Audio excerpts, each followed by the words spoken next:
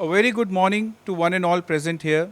I am Pramod Kumar Pandey, Assistant Professor, DME Media School, and I welcome Dr. Tanu Dang, Associate Professor, GGS IP University. I also welcome Dr. Amrish Saxena, sir, Dean DME Media School, and Dr. Susmita Bala, Head DME Media School, and all the faculty members and the students of DME Media School. I'd like to take a moment and introduce Delhi Metropolitan Education to all our participants and guests. Delhi Metropolitan Education is an A-grade premier education institute affiliated to Guru Gobind Singh Indraprastha University, New Delhi, and approved by the Bar Council of India.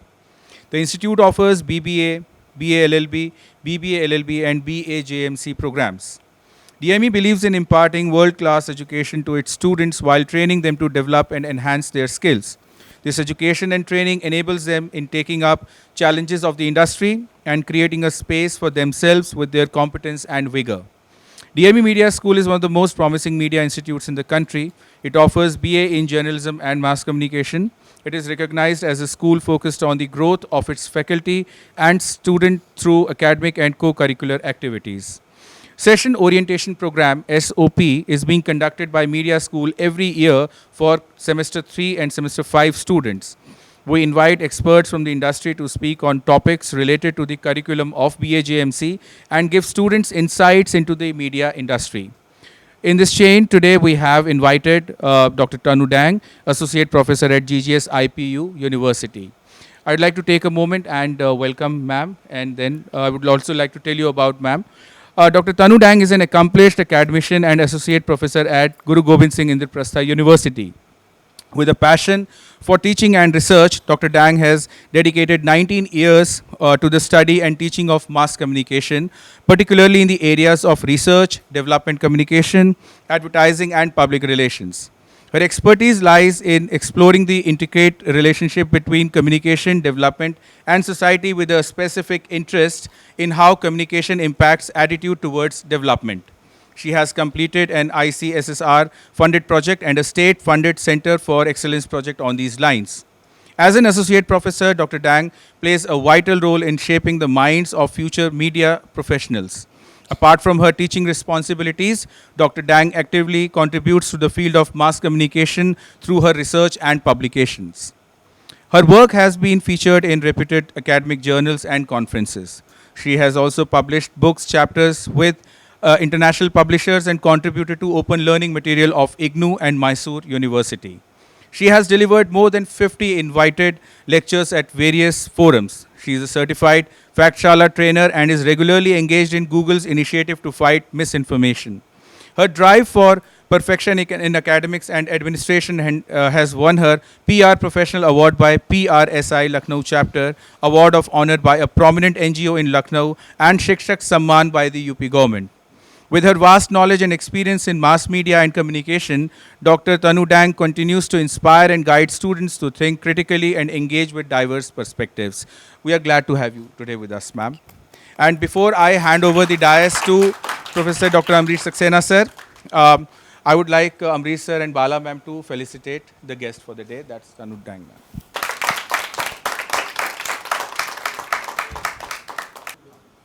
Before I hand over the stage to Tanu ma'am, I would also like to tell you that on 16th September 2023, this Saturday, we are going to see the final episode of Vibrant India series, that's VIS 2023, at 11 a.m. Our guest will be a known personality, waterman Rajendra Singh. Rajendra Singh is a water conservationist and environmentalist of international repute. He is known as Waterman of India for his outstanding contribution in the work of water and conservation. So I request everyone to please turn up for the final episode of VIS, episode 75 tomorrow. And with this, I hand over the stage to Tanu ma'am to take the session forward. Thank you, ma'am.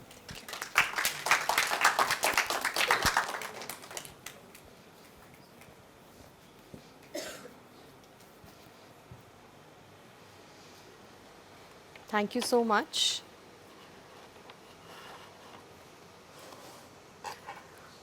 At the onset, I would like to thank Professor Amrish and Professor Bala for giving me the opportunity to interact with all the young minds today. I hope this is going to be a useful session for all of you, because I assume that you all are going to do research projects for your fifth semester and third semester students also, I guess. Okay. Only fifth semester students, great. So I hope that the discussions that we have today are going to help you to understand what research is and what should you keep in your mind while you are doing research. And I have tried to make this entire discussion more student centric, because I think it is important for you to understand at this juncture what research is and why do I want to do it. Because until and unless you have that strong feeling of the research that you are undertaking, it will be a bit difficult for you to process and proceed further, because it is actually a tiresome and cumbersome process, no doubt about that. Research is a very serious subject. Research is something which you have to understand very clearly before you okay. You have to understand it clearly before you actually start out with what you want to research on. So these are the areas that we will be delving deeper into, and later on, after the session is over, I'm open to all your questions. If there is anything you would like to ask me, you can definitely ask me after the session. So let's talk about what research is. As the name suggests, research is searching again. So it is a continuous process. That is one definite characteristic of research. But nowadays, because everything is so available online, all the data, all the statistics, all the research papers, everything is available online. So many a times when students do their research projects, they think that it is just a compilation of the earlier researches. We just go through them, we change the language, we create something of our own and we present it. But that's actually not research.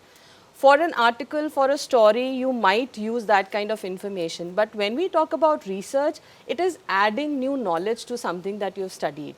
So which means you can definitely take the references from the material available online, but you cannot just assimilate it and present it as the work of your own. You need to find something new, some add-on information to the existing information. For example, there is so much of data. Now, when I talk of research with my students mostly, all of them want to work on OTT platforms. I guess most of you also would like to work on OTT platforms, because that is where you're consuming most of your entertainment content from. So that definitely needs to be kept in mind, that even OTT platform, one aspect of it, your consumption pattern is just one aspect of it.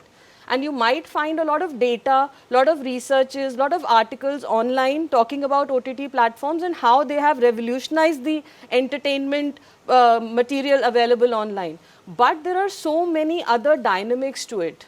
I often find the youngsters ready to work on how youth is using OTT platform.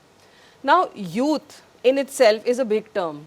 So if you are studying youth, you need to actually spend years and years traveling across the country, talking to the youth and finding out what are they watching. And if you talk about OTT platforms, there is plethora of the platforms also. So deciding which platform to study, deciding what your youth will be, all these are the components of research that actually you need to take into consideration whenever you're thinking about your topic. Next important thing is that what do we do in research? We either explore a situation or a phenomena. Now, because we are talking about media research per se, it is very important to understand that there must be some curiosity about some phenomena. It might be anything, like for example, ChatGPT. Everybody is thinking that it is going to change the way jobs are done today, or writings are done today. It will probably end all the content writing jobs in the market, and definitely it is a threat for the journalism. That is a common perception existing, and that might be something you all must be talking about also in your free time. But is it worth researching? Do you think that it is an area which needs to be researched about in a depth, in greater depth than what is available online, in all the articles? So if you think that you want to know more about it, you want to understand the situation, like I remember there was a time, and especially after COVID, everybody thought newspapers are gone forever. The printed newspapers. We all know we didn't buy the newspapers during that period. And we thought that now e-newspapers will be our life. But did your parents actually survive without a newspaper? The moment COVID got over, everybody started getting the newspapers again. Because that look and feel of the newspaper cannot be replaced by an e-paper. However, internationally and globally, and even in Indian markets, several newspapers actually, actually ended their print versions. and they shifted only to e-versions internationally also. So these phenomena are existing around us, and in your research you might be interested to understand why and how of things. You know, why they decided to shut down their print editions. Was there actually a falling demand for it? These are the areas that you would like to understand, because these are the things that are often reported in, and probably you all also talk about it in your homes, among yourselves in the classes. So these are the areas that you can actually do more research on. Another thing that you can do through research is finding a solution to an existing problem. Now, what can be the problem? Whenever we talk of research, we talk of problem.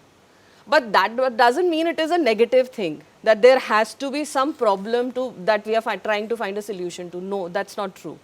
Whenever we are trying to talk about research, we are trying to identify a situation which is probably something that can be improved, that can be enhanced, or probably that can be altered.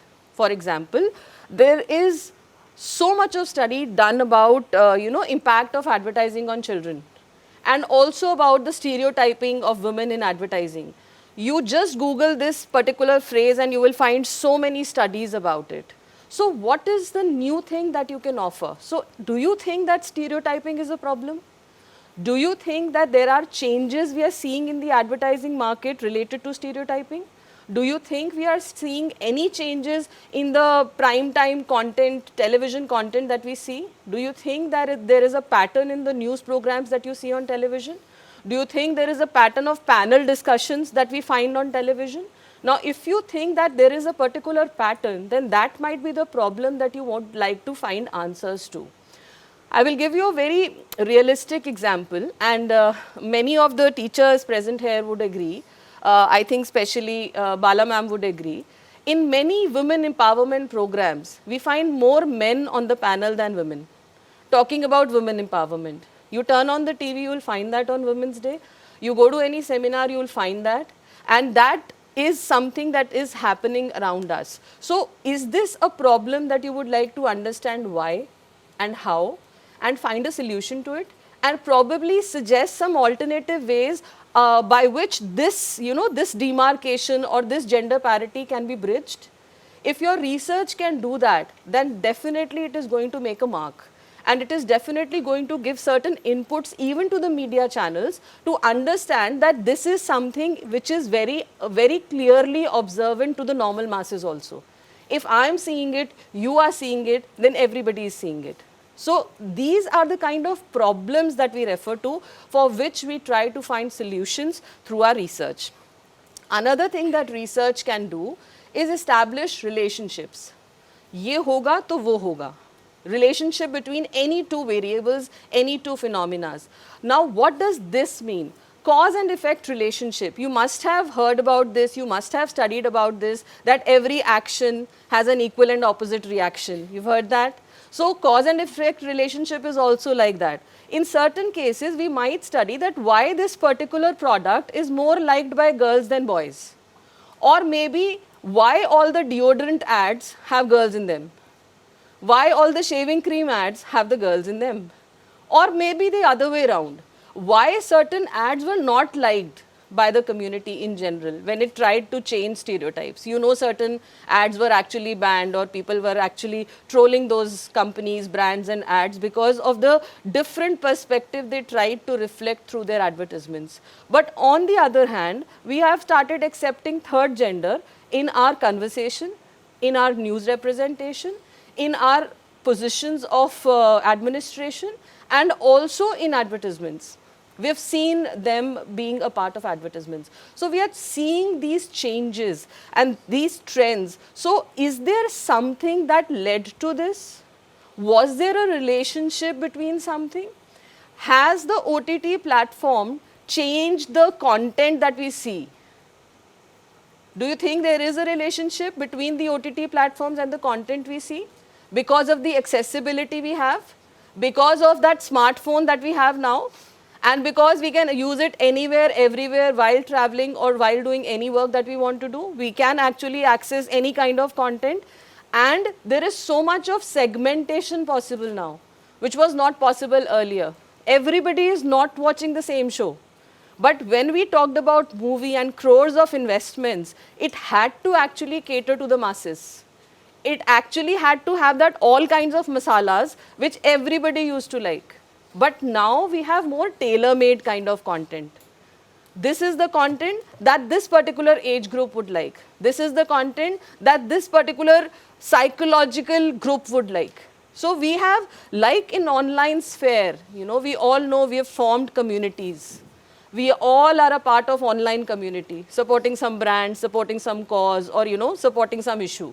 We all are a part of those communities. So now there is a tailor-made content available for all those communities. But how do you think these brands, these television program producers, filmmakers, planners of OTT programs and contents, how do they come to know what you like? Or what are your preferences? How do they come to know? There are so many OTT series nowadays where you see something which looks like a part of your own life. You look at that scene and you're like, ye to mere saath bhi hota hai. It is so relatable most of the times. And when this relatability is there, it is definitely a result of research. A research into what your lifestyle is, a research into the language you're using. And that's why you will see the similar kind of language, similar kind of scenario, similar kind of behavior on the screens as well, because now they've understood what are your preferences, right? Another thing that is the most common purpose of research, most of the times, especially at the stage and the juncture that you will be doing your research, your main idea behind doing research is to add something new, because you are learning the process of research. You do not try to solve a big problem of the universe. In the later stages, you might do that once you understand how research is done. But because this is a very beginning stage of research, you generally try to analyze some other aspects of the already researched areas. Like for example, I talked about stereotyping. It has already been talked about so much. Now, third gender stereotyping is probably one area that hasn't been talked about much. It's not that it hasn't been talked about, but not that much as women and children stereotyping has been talked about. Or maybe when we talk about the Indian society and Indian community, there is also a stereotyping on the basis of religion. There is also a stereotyping on the basis of caste. On several OTT shows that I am seeing right now, there is a lot of reflection of caste. And they are trying to project that how these people belonging to that lower castes are actually working hard and acquiring positions of dominance in the society. But still, the kind of treatment that they are receiving in the society remains the same. Now, these things which exist in the society are being reflected through these mediums also. And as we used to say, media is a reflection of the society. Many a times we do not agree to it, especially the soap operas that we see on television. Their lifestyle, is quite unrelatable, I believe. And even if they start with a relatable lifestyle, later on it comes to that Saas Bahu saga and people stop relating to it that much, right? So, but these things, the experiences that they show on the screen are something which are happening around you, and that is what you can do with your research. Add on something new, add on a different perspective to it. For example, you must have studied different theories in your mass communication. You must have studied about uses and gratification. How many of you remember uses and gratification theory? But all of you have studied, right? So, uses and gratification, if we break it down, it means whatever media you use, you actually use it to gratify or satisfy your some requirement, some entertainment need or something. So, that is basically the concept of uses and gratification. Now, so this wasn't an exam, you need not be bothered that much that you didn't remember. But when we talk about uses and gratification in the current perspective, you can actually think about how it is being used today. What are the channels that people are using? Why they are using? If they are actually subscribing, some OTT platforms have more subscription than the other OTT platforms. You need to understand why. And if you can find out that why, that can be an additional information to the existing research, because research is already there which told you that this particular OTT platform is highly subscribed and this has a lower subscription rate. So that data was available. But now what information you added to it, that why, why people are liking that. You probably analyze the content. Probably that particular one OTT platform which is most subscribed has more violence generated content, and you suddenly realize after all your research that youngsters are liking that violent content. So that will actually lead on to further researches also, that why. Because again, media and violence has been something which has been researched over the years. Perspectives have changed. Now we are in the world of gaming. Everybody is playing the games. They are game avatars, right? And everybody has their own avatar, and that avatar is usually very powerful. I mean, no matter how we are in the real life, we always want to have an avatar which is very powerful, very dominating. Now, these things which you observe online, this is all researchable. Why are these avatars being selected? Is there some specific characteristic? Is it related to our personality? Do we try to select an avatar which is actually opposite our personality? I mean, if we try to be more bold and confident, our avatar would be bold and confident, because that's how we want to be in life. So these are the kind of things that you can actually study through research and ask people about it. You can probably have a small group of students or children who are playing games and try to understand what are the kind of avatars they are using and why. What do you think is reflected through that personality, right? So these are the kind of additions you can make to the existing research. Another thing is reconstruction of facts. Something which is existing and you think it's not that true. For example, again coming back to theories, there was one theory called the bullet theory. I hope you all remember that. And then came the other theories which said that no, even the individuals have the choices and the message is not a bullet. So they have their individual retention, individual perception, and the way they treat the messages is very, very different from individual to individual. So that was actually the reconstruction of facts, that yes, messages are powerful, but the impact and effect it has on individual varies from individual to individual. So the fact remains the same, that there is an impact, but what kind of impact is something that we reconstructed through our research. I hope we are in the same line and you are getting what I am trying to explain. A basic definition, I have included just one because this is something that you will be studying in your course anyways. So this is one definition which I have included only because it covers all the aspects of research. One, it is a process of systematic inquiry. Now that one word is very important in research, it is systematic. Systematic means there is a process of it. You cannot jump one step and do the next step. You will have to actually follow the process which we will discuss today in the last slide, so that when you go out and decide about your topic, you are clear about the the entire process also, that how you are going to achieve that.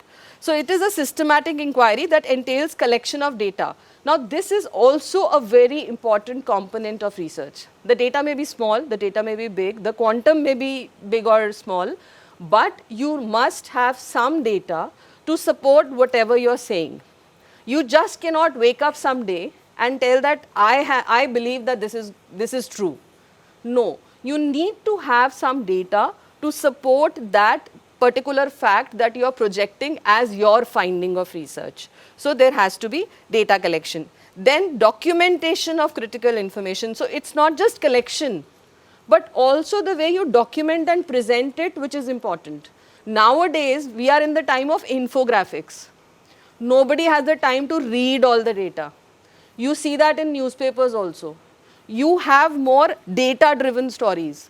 So this infographic picturization actually makes the facts interesting for all of us and understandable also.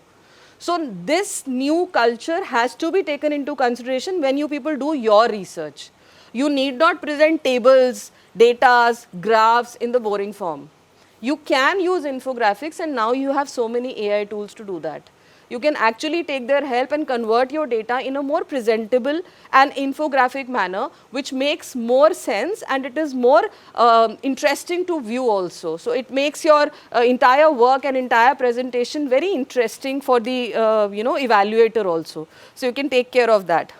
Then it says it is analysis and interpretation of that data and information. Now, for example, you collect information from everybody and you do not analyze it. You will not find the trends. You will not find any kind of results from it.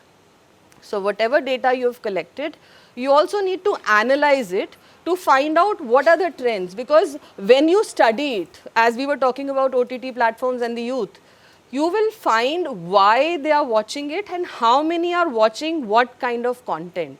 So that will give you an idea about probably the age group of students who are watching some specific kind of material, probably the gender of students. Girls may be watching different kind of content on OTT platforms, boys may be watching different kind of content on OTT platforms. So until and unless you delve deeper into the data and compare the data, you will not be able to understand that what is being done, what this research means. There will be no meaning to it then. Okay, and you also have to use suitable methodologies. Now, what does this mean? This is something that we will be discussing in the slides further, that what is a research methodology. These are certain characteristics of research. So, the first one, as I told you, it is scientific. Now, what does scientific mean? Science word जब भी आता है, इसका मतलब होता है कि कुछ तो difficult है. So scientific means that it is a process driven thing, as I told you. It has its rules, it has its framework, and you have to follow that framework to actually get results from your research. Next, it's systematic. That is something we have already discussed. It is cumulative. What does cumulative mean? It adds on information. The more you research, the more you try to find something about it, you get to know something more. And many a times, let me tell you something very clearly, many a times after going halfway through, you will feel, ye to karna hi nahi tha. I am not getting where I wanted or where I expected that this research would be going. That happens so many times. I remember when I was doing my PhD, it was on impact of advertising on school going children. I thought I will base it on psychology. So I collected a lot of notes on psychology. I went to IIMC library because I'm born and brought up in Delhi only. So I went to IIMC library, collected lots of material from there. Actually, packed it all in my suitcase and I thought now my work is done. And when I actually get down, I went down to do the research with the children, that psychology thing didn't work at all. It fell out of place totally. I thought, what is this, this thing, entire thing. And when I talk to children, I realize that simple questionnaires are not good enough for them, because they need a lot of explanation along with the questions. So I actually took the help of a psychologist to design the questionnaire to collect data for my research. So that entire suitcase only helped me in reaching a child psychologist. That was the only result of it, and I didn't use a bit of the data I collected from that library, because in the midway I realized that the psychology won't help. I have to understand, and I actually started watching television with my children to understand what is the information that they are consuming, so that I can relate to the children that I am studying and ask better questions. Because when I used to tell them that, do you watch this particular cartoon? Do you remember that particular incident of this cartoon? They immediately related, and they immediately came out with answers. But with my previous set of knowledge, nothing was helping. So even in your research, in the midway, you might realize that this is not the right way of doing it. And that is perfectly all right. Do not get frightened about itna kaam kar liya, ab kya hoga. Do not get frightened about that. It is very important for you to actually like what you're doing, and as you continue with your research, you gain more clarity. Initially, you might not be even clear about what I want to do. But the moment you start working with your questionnaire, the moment you start talking to people, you get clarity about, this research actually is going in this direction. And let me clear one more thing along with this. I hope you all know that research is, research consists of a very important thing called the hypothesis. How many of you know what is hypothesis? Okay, anybody would like to share? Yes. So, because it is an assumption, it can be proven right or wrong, right? But if it is wrong, even if it is wrong, then also it doesn't mean that your research is wrong. It just means that you assumed something and something else turned up. And that happens in our relationships also. We assume something and we get something else. So it's similar in research also. Another important aspect is it is empirical. It is usually based on existing facts. We generally agree to assume and begin with the facts which have already been established. That's why working in a new area becomes very, very difficult. And usually that particular area is explored by scientists or mathematicians or physicians because that area is unexplored and they need a lot of a lot of scientific logics to find the truth from that research. But in social sciences we usually take the assumed facts or proved facts and we base our research on it. Another important aspect of research is it has to be logical. Now what does logical mean? Logical means that there has to be some reason of doing that research. Yeah, it has to be scientific and it has to be logical, which means you just cannot think of something and start working on it until and unless you've read enough material that supports your understanding about the topic. And that's why something that you people don't do nowadays is reading. But in research, that becomes even more important. Until and unless you read what all others have done, you will not get a clear idea about what you want to do. Because research is all about finding the gaps. And what does finding the gaps mean? Kya kaam ho gaya hai?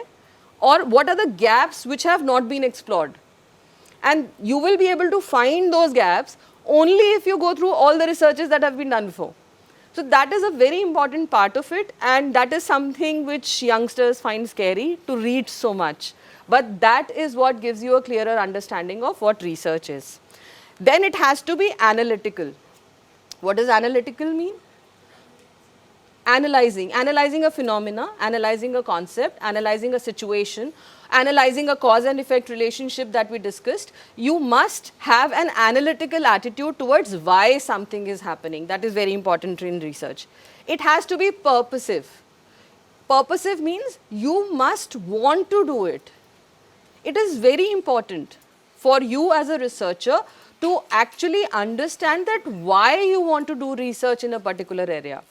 Many a times I have seen what happens with the students is that when the date of submission is arriving, then they start thinking about the topic. Then they start working on the topic. And it becomes very difficult to complete a research work in the desired manner in that short span of time. So it is better that once you start with your semester, you start thinking about the topic that you want to work in. Initially, you might think of 10 to 12 topics. Then you can probably, narrow them down to 6 to 5 to 4. And when you have 4 to 5 topics, you can discuss it with your friends and see what is the idea they have about your topic. Look at their opinions and let them be a critic to what you have thought. And then decide about your topic. Because until and unless you feel driven for it, there are so many areas of media that you can actually research in. So if you're inclined towards television, if you're inclined towards radio, if you're inclined towards new media, that is exactly where you should start your research from. That is the area that you should concentrate yourself on. Because if you do not like the area you're working on or the topic that you're working on, you will never be able to complete your research in time and with any new findings. It also has to be reliable.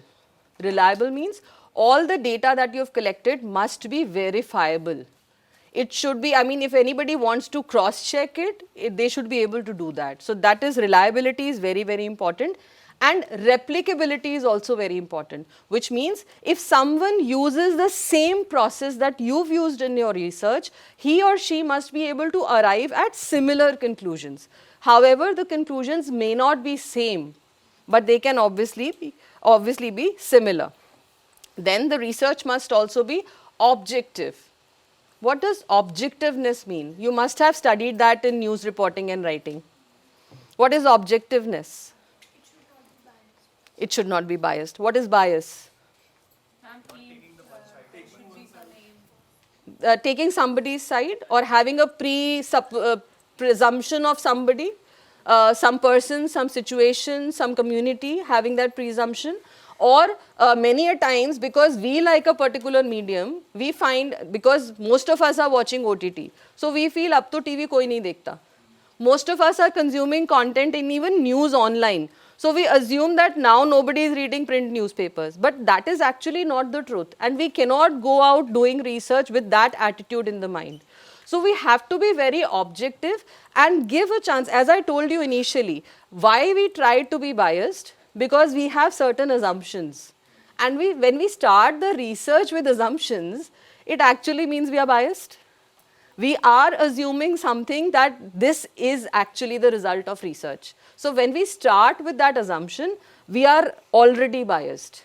But in our process, we should try to be open. And when we are creating questionnaires, or any method of research that we want to use, we should be very open. We should try to include all the aspects which are possible. For example, I did my study on, I did 2 projects with the government. One of them was on skilling, skilling schemes of the government. How well are youth taking those schemes and whether they are actually getting themselves enrolled for those schemes. And when I went for my research, my assumption was, no, they are not using the schemes. But what does government data say? It tells you that the schemes are being utilized to some extent, 60% schemes are being utilized by the youth. But I was worried about the 40%, because under these skilling schemes, the government was trying to give all kinds of benefits, including placements, to the youth. But still they were not enrolling themselves in those schemes. So I really wanted to know why. So when I went to explore what the problem was, I was open to understand the exact reasons for that particular aspect, because I was not blaming one part of the entire process. I was not thinking that maybe government is not putting that forward, or maybe the Gram Panchayats are not doing their work properly, although these were the research questions I had in mind. But this was not something that I had put into my questionnaire. I actually gave them the option of answering whatever they wanted to. Open-ended questions, very good. So that makes it more unbiased, because they are able to tell you what they feel. So even if you start your research with assumptions, it is always important that you are unbiased, you are objective in your research. Then research has to be ethical. This has become more important than anything nowadays, especially with the coming of ChatGPT.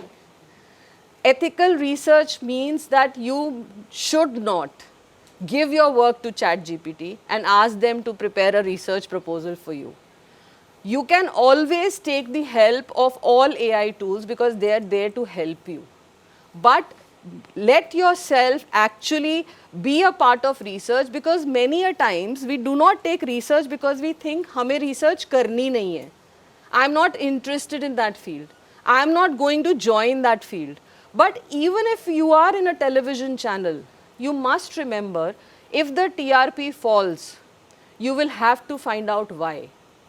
If you are in a radio channel, for example, you want to become an RJ, and from RJ you will be finally promoted to a station head, and now that you are a station head, you want to have more listeners. You want to be the number 1. You probably want to launch an additional channel of your FM, and that will require a lot of research. If you are in an advertising agency, before any campaign, after any campaign, if you are in a PR agency, before any campaign, after any campaign, what are you doing? Research. So it's not that research means that you actually have to go into core research. You have to understand research, because you're going to use that in whatever profession you choose. Even in journalism, it's not that you will be doing objective stories all your life. You might be doing feature stories, you might be doing investigative stories, you might be doing interpretative stories. So if you go for interpretative or investigative stories, what you will need to do? Exactly. So it's not something that you should do only if you want to be a tagged researcher. This research process is going to help you in any field that you choose in your career. Okay, now why we need to do media research? One very clear thing is media is changing so much day by day. Chat GPT was never there, AI was never there. Before, after Facebook, Instagram came, we never assumed something like this would come. Then Instagram introduced threads, we never thought something like this would come. Since WhatsApp has come into place, our communication and our echo chambers and everything, new concepts of communication have emerged. So Facebook has changed the way we communicate. With all these changes and more changes coming every day, it is so important to understand where media is going, how media is behaving, what audiences are consuming, what are their changing patterns. Like right now, our level, we all know about information overload, right? So whatever message or information we are reading, we cannot read it, in a complete one go. We always take breaks, we switch, we go to other pages, we come back and then we read again. Because our focus levels have really decreased. So that changes have to be taken into consideration whenever we are doing our research, and that changes actually make it mandatory for research to take place, because constantly media is changing day by day. Another thing, in all our processes, be it anything, especially after COVID, media has become an integral part. Even if you are a small business owner, you need to be on the social media. And big brands definitely have allocated a separate budget for it. So this has become a new trend that the brands are trying to understand, that even if you see so many entrepreneurs on Instagram actually. They are selling their products only on Instagram. There are so many brands who are selling their products only through influencers. So these changed patterns actually make it mandatory for you to understand through research again, what are the changes in the media market today. Next, the media environment is changing and there are more possibilities, opportunities and challenges. Media के सामने हर रोज नए challenges हैं, because there is so much of competition, there is so much of technology change. If you do not stay abreast with the technological changes, if you do not make yourself available on all platforms, then certainly somebody else is going to take your market share. So for that, you need to be very aware about what is happening. And because of the online media, because of the new media, the reputation of any organization has become very fragile. Because if anybody makes a single tweet or anybody writes a single comment about your brand, about your organization, about your product, it gets viral immediately. And so what is the biggest challenge which has emerged? That is crisis communication. All companies, all organizations, all media units, even we as individuals have to be prepared about crisis communication, because any one troll can actually change the entire way our page or Instagram account is viewed by the people. So we have to be very aware about all these challenges which are happening around us. And there is a lot of challenge about, monetary aspects also, about the ownerships also. If you go through the ownership patterns in India, you will find 7 media houses, 7 conglomerates actually control the entire media. And that is the reason why we see polarized content in the media. And these are the trends that we will understand only if we are aware about what is happening around us. And this is a big challenge, This is a big challenge happening around us. We complain sitting in our rooms that all content looks similar, but we do not try to understand why. So these are the reasons that we need to explore constantly, and these are the areas which are emerging in media research. Media research has also become an interdisciplinary area. It is not just restricted to media anymore. The projects that I did were more in the area of development than in the area of media. However, I included development communication as a part of it, but development, participation, environment, sports, everything has become a part of media today. So, when you talk of media research, it is not important that you restrict yourself to channels. Even if your interest is fashion, that is an area of research that you can take up. And you can actually take any topic from social sciences, and now because we are making so much of progress in space also, you can actually do that research, that what is the kind of communication that happened during that. People are evaluating tweets, people are evaluating speeches of political leaders. Political communication has become a specialized area. Political PR has become an emerging field. And search engine optimization has totally taken everybody by its stride. Everybody needs to be aware about where their brand stands on the social media platform. So all these things are the new trends which are happening, and now media research is entering into different areas. So if your interest is not specifically media, you can definitely make that interest a part of your media research. You can connect it with media somehow, because everybody is using media anyways, right? Okay. Then now what we are trying to do with media research, audience preferences are now more visible. There's so many tools to find out what are you watching, when are you watching it, and there is so much possibility of actually giving you tailor-made content and tailor-made products also. You see so many brands doing that online. They actually provide you, if you're looking for some skin care, or if you're looking for hair care, and you do all the survey and you don't buy the product, they will be telling you left something in your cart. And I always tell my students that on your birthdays, you realize that nobody loves you more than the brands. They will be the first ones to wish you. So why do they know what you like? How do they know what you like? Definitely, there is so much about AI, and there is so much about our all conversations being recorded. But at the same time, our preferences, every app now asks you that can it monitor the way you surf the net. So if you give permission to do that, they know what are the pages that you're visiting, and you will definitely get that kind of content in your mailbox also. So these things are happening around us, and everything is being monitored, and everything is now tailor-made according to your tastes and preferences. The psychological, physical and social effects of mass media on people is also increasing drastically. There was one concept of FOMO that everybody was talking about. Everybody knows about that? Fear of missing out. Antidote of FOMO is JOMO, joy of missing out. Some people don't want to be seen online. So that concept is equally popular. And these are the trends which are happening on social media that you should be aware about, and how it is actually influencing your psychological health. Till we had WhatsApp, and WhatsApp University per se, we didn't talk about echo chambers. We didn't talk about talking about the same things with our groups.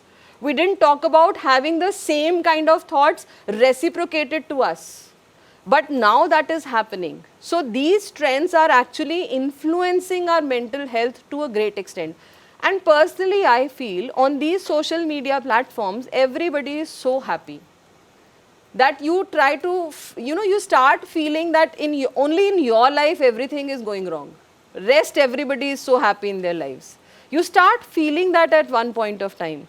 I see so many people actually taking a break from the social media, because that's what makes them feel less.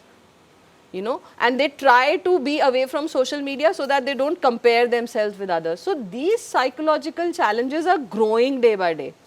And definitely your research is something that can address them, because you people are the ones also who are facing it probably. Okay. Then advertisers के लिए तो बिल्कुल वो हो गया है, blessing हो गया है social media and new media, because now they can actually track you everywhere, anywhere, and give you the contents that they want to give you. What is media research and what does it include? Media research might include what are the media channels, how do they operate, who are the users of those media channels, and what is the kind of information they are consuming through those media channels. These can be certain areas that you can explore in your research, and whatever further topics I'll be discussing, these are meant to help you decide what your research direction would be. So another thing that you can try to find out through your media research is the growth of the different channels and the different audiences and their content consumption on these channels, which is something we discussed, about the OTT platforms. Now, how the medium is operating, what is the source of funding, what is the financials of that particular channel, how does it operate? Like many of the times you must have read, or probably that might have been discussed with you people also, that in the print newspapers, it is the advertisements which are marked first, and then the space for news is decided. So which means the newspaper is actually running on advertisements, because our subscription cost is anyways very low. So because of this, we have to understand that what are the financials of the media channels and how do they operate. Then what are the media regulations? Now, as you know, that for social media platforms also, for Instagram also, there are certain regulations, and before that, if you remember, there were so many sports personalities and celebrities who were promoting builders. But after one incident happened, rules were changed, and actually the celebrities were made accountable for whatever they were endorsing. Now they are accountable for what they are endorsing. So they have to be very careful about what ads they are appearing in. So that happened because we saw that this regulation was missing. You now also have a consumer court. There was no concept of consumer court earlier. But it was realized that there are certain advertising claims which are so big that they cannot be fulfilled. And they actually bluff their consumers and make them believe things which do not exist. And because of that, consumer court concept came in. So similarly, there are so many regulations which were not there earlier. And when we talk about freedom of press, this is one regulation which I think needs to be revised a lot. And if you think that too, because looking at the International Freedom of Journalist Index, you will come to know where we stand. And if you think that position needs to be changed, then it is very important to actually review the laws existing in the society, in the constitution. And even in IT laws, some of them have been revised very recently, but I think there is more revision required in IT laws also, because there is so much of cybercrime happening. So you can evaluate the regulations which operate in the society, and you can also compare what are the regulations of the international organizations. How do they operate? How are their regulations different from our regulations? Do we have the same kind of freedom, or do we have the same kind of restriction? That is something you can study through your research. Then what is the global media scenario? What are people, like for example, the foreign shows which are getting popular here, the Korean dramas. There is so much of study being done on it. Why are people liking it? And before the Korean drama, it was the Pakistani wave that entirely took the nation. Yeah, many people were watching the Pakistani shows which were available on television. So these waves, what is the kind of content they are offering us? Why are we liking it? And why are we preferring it from our own, own generated contents? What is the difference between the two? Why are people liking the Korean dramas? What is the reason behind it? And the studies are actually taking place. Even I haven't watched, but I have read the studies. So, but I do know that many people are actually liking Korean shows and they are watching it on a regular basis. So these new trends, what is happening globally, how is it impacting the Indian market and the Indian media scenario is something that you can find out in your research. Another thing is that your research can actually make the media houses and the journalists more accountable. If you do your research sincerely, you can actually lay down guidelines of operation. You can actually tell how the organizations should behave. Like for example, Advertising Standards Council of India often, because of its research, it finds out that what is the advertising trend. And if there are any trends which have more falsified claims, it tries to bring out laws which can actually curb those kinds of advertisements. Or in suo moto, it takes action against certain brands which are doing that kind of advertisement. So now, because of research, you can actually question the organization. With your research, you can lay guidelines for the organization. And usually, whenever you do a good research, you must always give recommendations. What do you think can be done to improve the current situation of the media, whichever media you've studied? So that is one very important aspect of your research. Now let's come to types of media research. Do you people know about any of these types? Yes.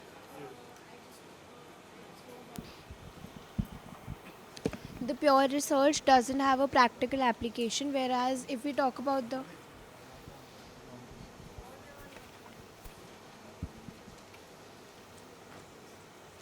yes, so basically when we talk about the pure research, so it is that when we test a theory, that is known as pure research. Like basically it doesn't have a practical application, Right. but testing it and knowing it, that is known as the pure research. Whereas if we come on the applied, so basically any research results or end results which have been applied in the real life. So basically this has application in the practical life, whereas pure doesn't have. Right. So pure or basic research is only when we are trying to explore the theory, add on to the theory, or find new dimensions of the theory. It is all theoretical in nature. It is not applicable in the real situations.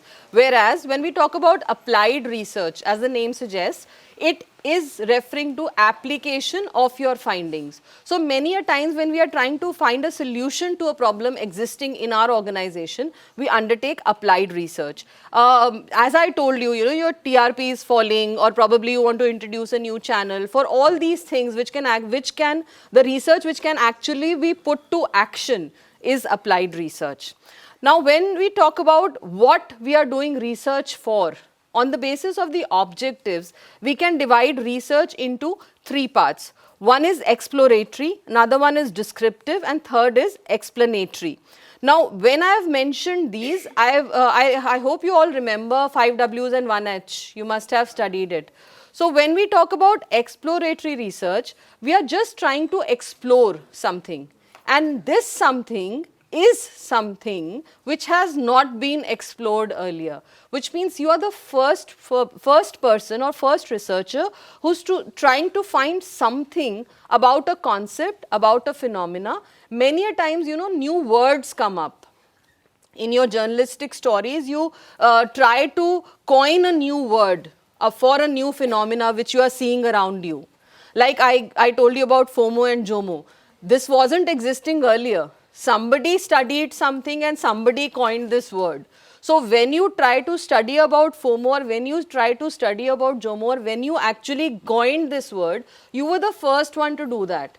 And nobody had done that earlier. So this entire concept of what is the fear of missing out was exploratory research, when you try to, explain a situation that this is something which is existing. Now, next is, so exploratory research is the what. What is existing, what is happening. People are actually being on social media because they don't want to be left out. Now, this is what you found through the exploratory research. Now, we come to the second one, which is descriptive research. Here, you try to find out the how this is happening, how frequently they are on the social media, how their behavior is changed when they do not visit the social media. You try to delve deeper into why a particular phenomena is happening and how it is happening. You explain the concept further. And then we have the explanatory research, which goes even deeper and tries to identify the root causes. And what would that root cause be? We all want to be acceptable. We all want to be loved. We all want to be appreciated. I don't think there would be anybody here who would not want any of this. And because we want to be appreciated, we want to be liked, we always want to be available on the social media and show something that makes people like us. We try to do that through social media. So when we try to delve deeper that why this particular thing is happening and what are we doing for that, इस FOMO से बचने के लिए हम क्या कर रहे हैं, इस जोमो को एंजॉय करने के लिए हम क्या कर रहे हैं. So if when we delve deeper into it, we find answers and we give those answers through the explanatory research, which is the why a particular thing is happening. Now, on the basis of stages, we can divide research into three categories: formative, process and summative. This particular research is usually applied, for example, if you are in a television channel and you plan to launch a new program, maybe some reality show, some other reality show from the existing reality shows. So, if you want to launch a new reality show, you will have to undergo a formative research. Like for example, there are so many shows that you see on television. Indian Idol is one of them, Master Chef is another one of them, Kaun Banega Karodpati. All these have been inspired by foreign shows and very successfully run foreign shows, right? So before you launch something like that, because launching a program involves a lot of cost. You see how many people sponsor those events, right? So it involves a lot of cost for the channel also. So before you actually launch something like that, you would like to know whether people would be interested in watching it, whether people would be liking it. What are the preferences? For example, you saw 5 successful shows abroad, but out of them you could actually bring 2 or 3 to Indian platform because you understood that this is something that the people would like. Now let's talk about Kaun Banega Karodpati. We have so many students trying to find government jobs. We have so many students preparing for the competitive exams. सो ये competitive exams का जो एक शौक है, या मैं कहूँ कि बहुत सारे स्टूडेंट्स उसको कर रहे हैं, we can see that in our society everywhere and even the parents, you know, most of the parents still want their children to qualify some competitive exam and get a government job. So with that culture existing, why can Kaun Banega Karodpati not be successful? Similarly, Master Chef. We are all about food. Indians are all about food. So why will Master Chef not work in India? But if you compare, you know, in your research, if you try to compare the program that you see here and the program that you see on the Western channels, you will find so much difference in their presentation. You will find so much difference in the emotional appeal particularly. जितना emotion यहाँ पर होता है सारे shows में, even big boss for that matter, it's not happening elsewhere. Not that much of drama. But here we are having that. And even if you see, I mean, I find that funny, but even in MasterChef, you have that kind of, you know, sounds which were earlier used only for teleserials. You know, that suspense wala sound, that happy wala sound, that sad emotion sound. So every piece is actually so Indianized. And why you included that? Because you're catering to the Indian audiences and you understood that Indian audiences really need that tadka. You really understood that, and that's how you prepared your programs. So again, what I'm trying to tell you is research is everywhere. You try to understand these aspects of your audiences and then you try to incorporate them in the content that you're producing. Even if you're writing an article, you have to take into consideration what will the people like to read. And that is the reason why we become biased most of the time. Because there are so many things that we want to write about. Development news coverage in the Indian media is 1 to 2%. Why? Nobody wants to read it. Nobody wants to talk about it. But there are so many other websites like Better India who are actually doing good stories about development only. And there are so many other magazines also who have excelled in that area. There are so many channels who have excelled in that area, but they are only catering to developmental news. They are not catering to anything else now. But when we talk about mainstream newspapers, people are not willing to read those stories. So how do we make, when we do research, from research, we found a concept of rural entrepreneurship. Does anybody know about rural entrepreneurship? Something like that. I can say Kutir Udyog initiative by the government. So they are promoting rural entrepreneurship where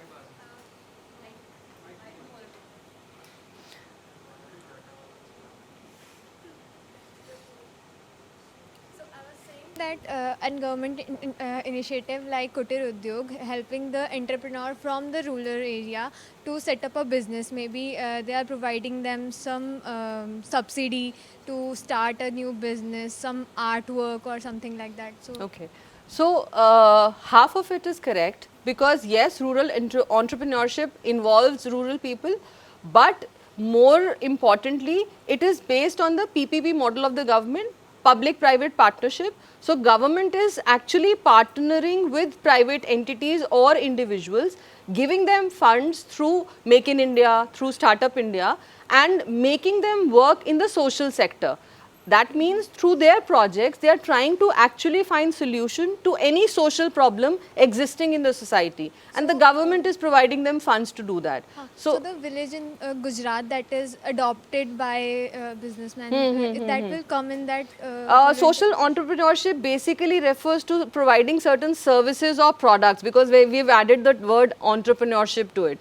So, somebody who's providing a service or a product which aims to improve the society, and for that they receive the funds from the government because ultimately we are developing the nation and it is in the benefit of the country also. So, the government through these schemes is actually providing a lot of credit to the individuals for social entrepreneurship initiatives and rural entrepreneurship initiatives. Okay, so I hope formative research is clear that before launching any program you do that. Now, what is process research? While that program is being aired, for example, you started a new FM channel and you try to find out the responses of the people. You try to find whether the listenership is there or not and whether the listenership is growing or not. Or you also try to find out कि आपका जो existing channel है उसकी listenership तो नहीं जा रही वहाँ पर. Like I remember that probably Radio Mirchi introduced that Love channel, right? So they actually tried to introduce a new channel which only had soft romantic songs. So before launching that, I remember because I was a part of it, they actually tried to have a research with their listeners and tried to analyze whether this channel will work. And once they launch the channel, they have to understand one, the working dynamics and whether the listenership is there and sufficient listenership to support the channel. That is very, very important. So, this is the research that we undertake during the process because if something is not working, some format, जैसे आपने देखा होगा usually in most of the, let's stick to that idea of these programs that we were talking about. So, if we talk about those programs only, you must have seen that in between they introduce some new element. Some wildcard entry is there or something like that is there. Why is that done? Because people start losing interest. They start shifting to other channels and we have to actually drag them back to our channels. So, we introduce something that actually catches their interest and makes them more interested in the program again. So, we keep doing that because of this process research, because this research tells us that there is a new program coming up. Most of our viewers are going there and we have to actually bring them back to our channel. So, what do? We introduce some new element with all the emotional drama along with it, emotional stories along with it, and we bring the people back to our channel. You must have seen even in dance shows, dance shows में भी या तो कोई ऐसा किसी के साथ का relationship पे highlight हो जाता है or some dancer की individual personal story which starts getting highlighted so that we get our viewers back to our channel because they have started watching something else. So, how do we come to know that? Through the research which is done during the execution of any communication program, and that goes true with campaigns also. During campaigns also we see whether our campaign is being actually received by the people in the way we want them to receive. If it's not, we make the changes, we make the alterations, we strengthen our communication and we relaunch the campaign again. Then last is in this category, the last one is summative research, which is after the program is over, after the event is over, after a communication project is over, how successful it was. Many a times, in behavioral change research, if you are interested in development communication in any way, a very important area of research for you could be behavior change. when you actually try to bring a change in the society. And bringing a change in the behavior is, I think, the most difficult task for anybody. Even if you want to change yourself, it is not that easy. It is a difficult task. So when we talk about changing the attitude, behavior of the community, it's a different task altogether. So if we are doing research in that area, then it is very important to actually use these three phases of research. Why? Because before their behavior change, for example, in a particular area, all the men are drinking and beating up their wives. You want to change the situation and you actually want to intervene. So before doing that, you will try to understand why this is happening. Why are they not working? Why are they drinking so much? What is their behavior pattern? Is it because of them, or is it because of the peer pressure? You know, because everybody is doing it, and if they don't do it, then they will be called by names. So they start doing it. So you have to understand all those things.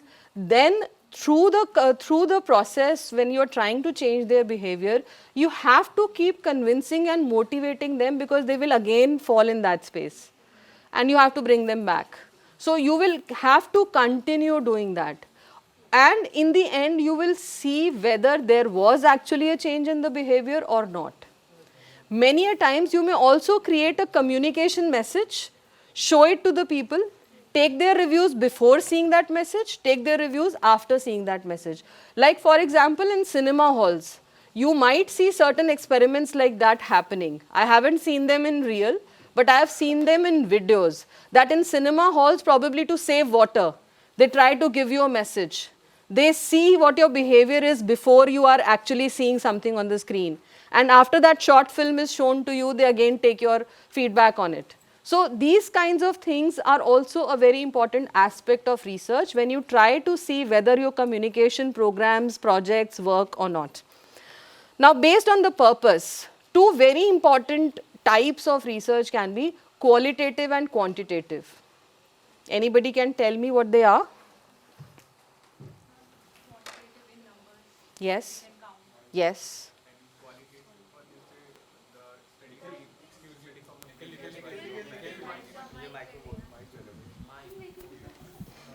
So as she rightly said, quantitative means concerning numbers. Yeah, measures, something that can be measured. Qualitative is more about attitudes, feelings, beliefs, behaviors. Yes, something that cannot be measured in numbers. You cannot measure, आज मैं इतना खुश हूँ, इतना kilo खुश हूँ. You cannot do that. But how happy you are, how sad you are. If you look at the feedbacks that the brands take from you when you leave their stores, you know, that is an example of that they are trying to analyze your attitude and your, you know, satisfaction with the brand. That's what they are trying to do by when they ask you to give 5 stars for their services, whether you take an Uber, whether you get something on Zomato, they always want you to rate them. So why do they want that? Because they try to understand your satisfaction level with their service through that particular reaction that you gave. So that is a very important aspect of research, you know, that qualitative research includes all the ways in which you try to gauge the attitude and behavior of the people. Here only I will discuss a few types of research also, or the methodologies, you know, that you will be using when you are doing qualitative research. One very big difference, generally when we are given an assignment of research, we think the easiest way is to get the questionnaires filled. सबको दे दो, अब तो online भी दे सकते हो. They'll fill it, we'll collect the data, and we'll get all the insights from whatever we are trying to find out. That is the easiest way of doing it, right? But if you are trying to understand something which is deeper than numbers, you know, the behavior, the attitude, the likelihood of something, the dislike for something, you cannot do that until unless you do a qualitative research. So qualitative may have a smaller group, but a deeper understanding. Whereas quantitative will have larger numbers, but not that deeper understanding. You can try to actually have mixed methods approach also, where you can use both qualitative and quantitative means. Like usually, I suggest my students that even if you're going for quantitative methods and using a questionnaire to collect the data, do have some focus group discussions. For with a smaller group, to try to understand what are the reasons behind a particular phenomena, and that will give you the best of both worlds. You will have a large quantum of data also, and you will have a deeper understanding about why of things also. So that is the major difference between qualitative and quantitative, and it will totally depend upon what you are trying to achieve from your research. That will help you decide whether you go for quantitative or qualitative. So let's first talk about quantitative. As I said, the most common is survey, questionnaire, or interview also, an interview schedule also. Now what's the difference between a questionnaire and an interview schedule? Anybody can tell me? Okay, so questionnaire is a questionnaire. We all know that. We have options and people select those options. Now when we talk about interview schedule, which means we do have a questionnaire, but we go along with the questionnaire. We give them the inputs about the questionnaire. We tell them that what are we trying to find out. We usually do that when we are talking to the rural population, because they do not find it comfortable in answering to questions on paper. We do it when we are working with children. We do it when we are working with any of the vulnerable groups, because they will not like to, and leave apart the vulnerable groups. We were doing one study on how safe females feel in a media environment, working journalists. We did a study on that, and the female journalists were not ready to fill the questionnaires out. So we had to actually go there and talk to them and tell them that this is all confidential and it will only help us improve the situations of the workplace.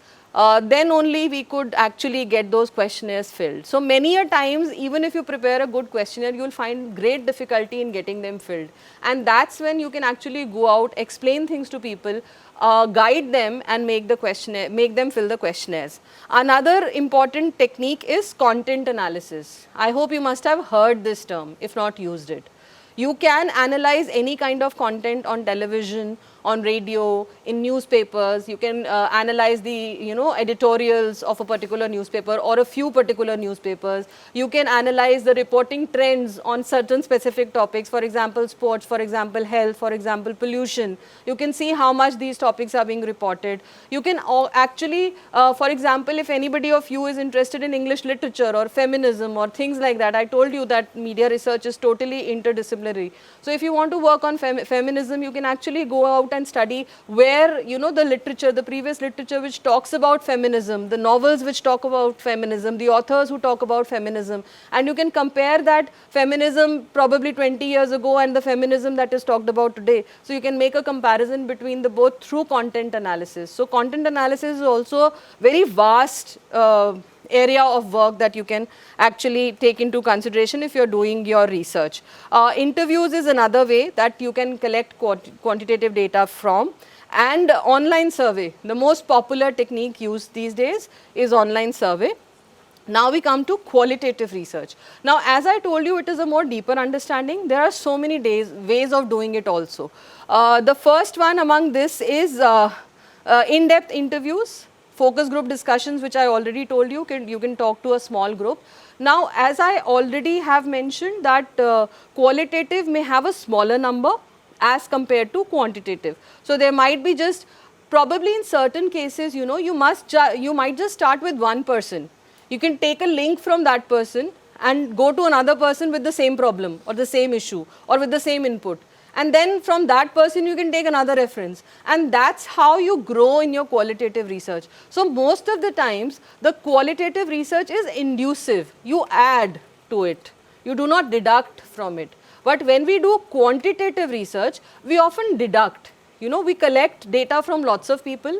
Many of them give half-filled questionnaires. We cannot do anything about it. We have to discard those questionnaires, or many of them do not give relevant answers. We have to discard that. So we do the deduction process.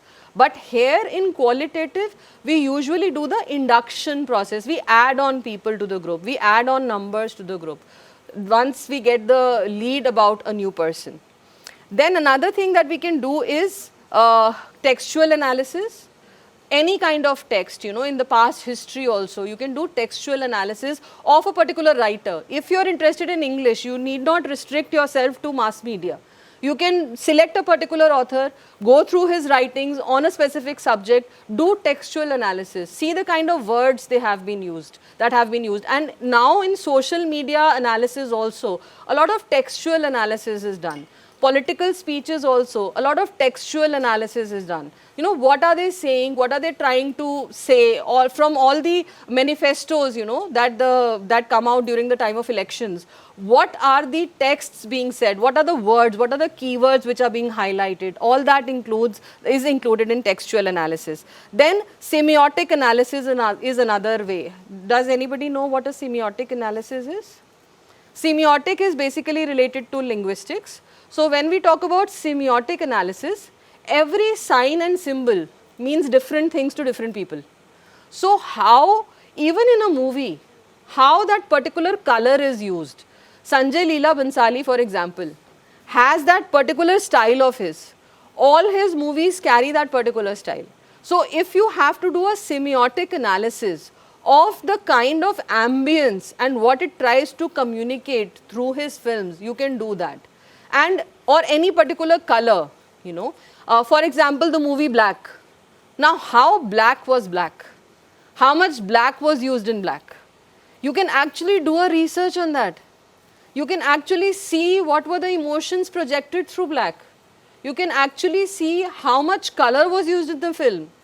Was it contradictory? Was it supportive? You can do that kind of researches also. So that is about semiotic analysis. Then there is ethnographic research also, where you try to understand people living in a particular area, their lifestyle, their eating habits, their customs, their cultures, and you do that usually through an observation method. You stay with them.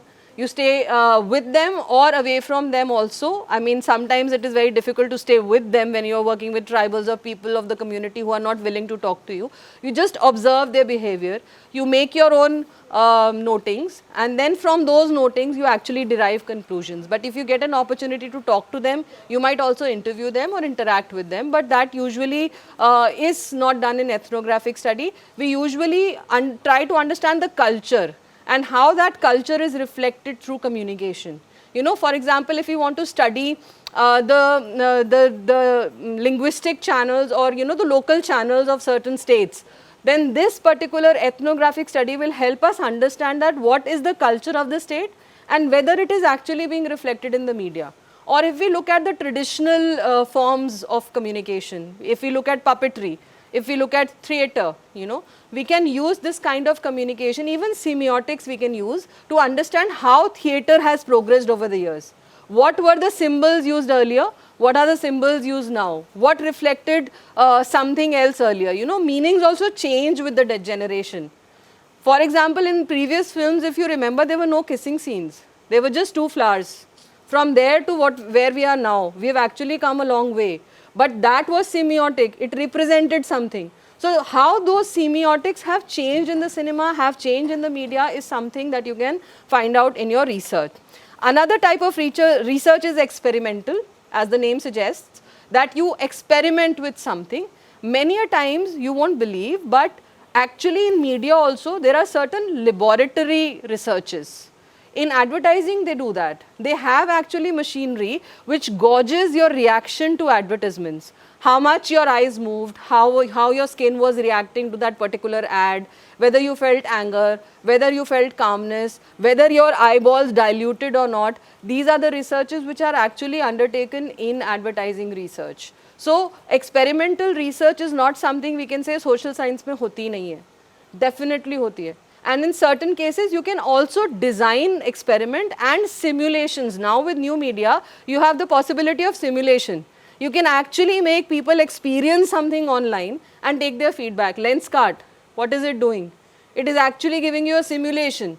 You actually can put on your specs online and see whether it suits your face or not, and then decide to buy it or not buy it. So now with these technologies, research is becoming more experimental also, and it is possible now to do that. Even online, they can study your face. Certain advertisements, after watching these advertisements, they can analyze your facial expressions and see whether you liked or disliked the ad. So these kinds of experimentation is also going on in media research. Next is historical research. I know this topic is tiring and you people are really getting tired, but I'll try to get through it as quickly as possible. Historical research, something which has happened in history and you want to study that. For example, there is a very famous book about the letters that Nehru wrote to his daughter, Indira Gandhi. And through those letters, if you try to analyze those letters, you will understand a lot about the history, you know. Or during the time of partition, how did people feel? How did people react? If you really want to study that, or during the Jallianwala Bagh incident, if you want to try to understand how people might have felt, you will have to go through the records which were existing in the newspapers, in the magazines, in the books earlier. And you will try to find out how they must have felt during that particular time. How are films created in history? You see so many movies, you've seen Jodha Akbar. You see so many other movies actually depicting the historical context. So don't you think they undertake some kind of research? Why did Adipurush fail? Why did Adipurush fail? Because the historical context was not taken into consideration, and that's why we didn't like it. We would have liked it if they would have researched well and thought a lot about the historical context of the story. So this actually is an example to tell you that what is historical research. If you're a filmmaker, you might need to do historical research if you want to make a piece back in history. Okay? What does media research include? These are some examples. You can do cultural studies, as we have already discussed. You can do trend studies, which we discussed, like FOMO and JOMO. You can do consumer studies. What are people liking, not liking, disliking? You can do that.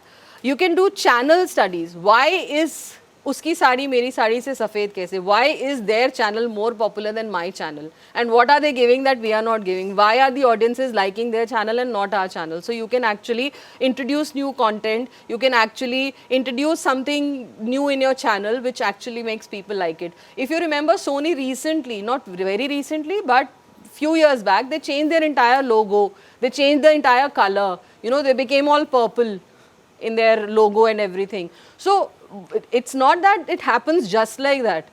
They do a lot of research to know why, and if they have to change a logo, any brand who's changing a logo must have researched real hard to find out that we need to change the logo. Because logo is like your identity. It's not that easy.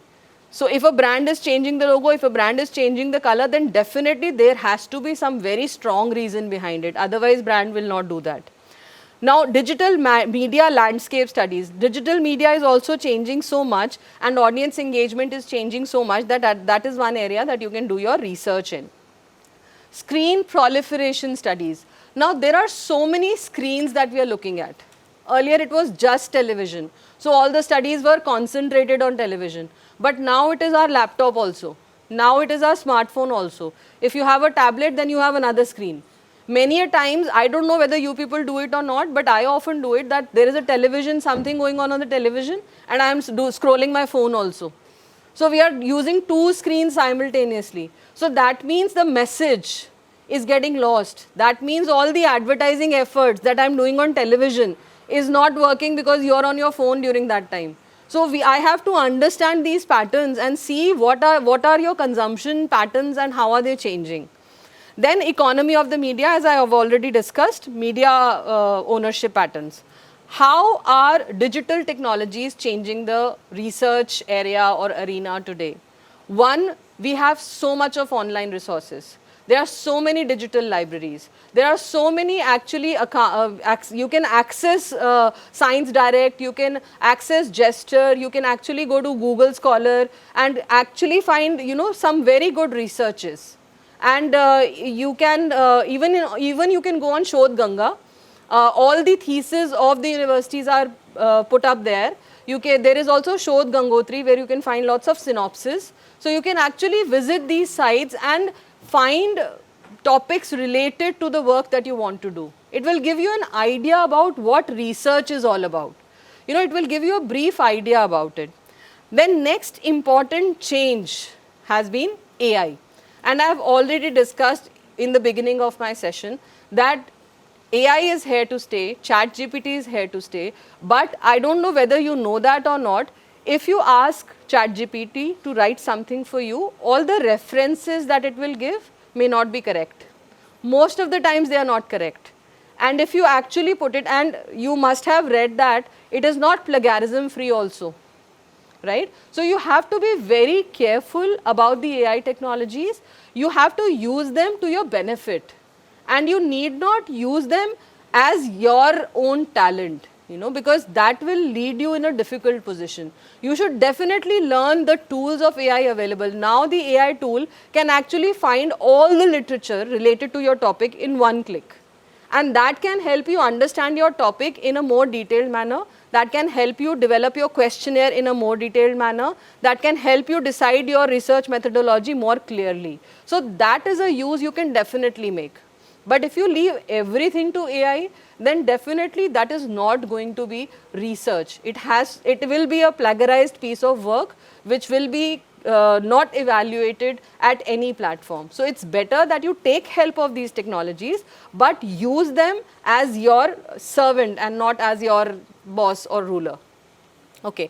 Collaborative research is now also possible. Many organizations are doing collaborative work. Even the students get an opportunity to work with Google on different projects. So you can definitely take advantage of such situations and engage yourself in research in those areas. Multidisciplinary research I've already talked about. Experimentation and simulation is also that we have talked about. Now this is a big challenge, that there is no organic data. And there is no data that you can 100% rely on the internet. There is so much of misinformation, there is so much of fake news, that it becomes difficult to judge which data is actually organic data and which is manipulated data. And often we end up using manipulated data. So whenever you're doing your research, you should be very clear about the sources that you're referring to. Just typing text in the search box and with all the relevant details coming underneath, you cannot be sure they are from a reliable source. Many of the magazines that I see online, the e-content that I find online, that is not correct. Most of them are, picked up from here and there, and an article has been created from it.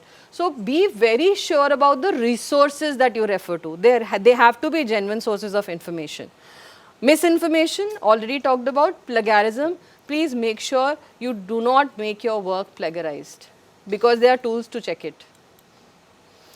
How you should select your topic? One, you should feel good about it. You should feel that is pe research honi chahiye. That is the primary concern of it. You should have interest in it, which I have already told you. It should be viable. Many times we are krantikaris. We want to work in the area that nobody has worked in. And I have a PhD scholar. I made her work on Swachh Bharat. And I can't tell you how difficult it was, because there was no literature available. Now we have more literature available because it's been 3 years now. But when she started working, there was literally no literature about Swachh Bharat Mission of India, except the government data, which always tells you everything is good. So we couldn't find any good data for the research, and that was definitely a task. So whenever you are selecting your topic, please make sure that at this stage particularly, if you are interested in research, you want to pursue it as your career, definitely go in for research and then try to pick up difficult topics. But at this stage, try to find a topic which is viable and on which you can find some information from reliable sources. Very, very important. Then the magnitude. Can anybody give me one topic of research that they can think of or they are thinking of working on? Any one topic? Anybody?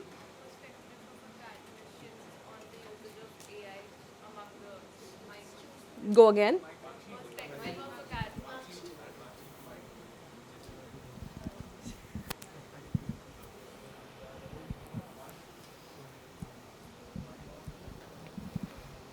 The perspective of perception of academicians on the usage of AI among the students. Okay. So she said perspective of I'm just picking up the important words from it. Perspectives of academicians on the usage of AI among students. Let's keep it that way. Now, perspective of academicians means all academicians in India and abroad? No? You have to narrow it down, right? So you will have to mention academicians of Delhi NCR or media academicians. What academicians? You will have to specify that when you are undertaking your research, right? Then you use the word AI. Now AI again has different forms. So what do you want to talk about in AI? Are you just focusing on ChatGPT? Then you have to mention ChatGPT. If you are focusing on some other aspect of AI, you have to mention that. That will narrow down your research. Otherwise, you will keep on collecting data for your entire life if you don't narrow it down. Then you said students. Now students again, students belonging to Delhi, UP, Haryana, which place? So you have to specify the students, and when you say students, are these undergraduate students? Are these postgraduate students? Are we considering both?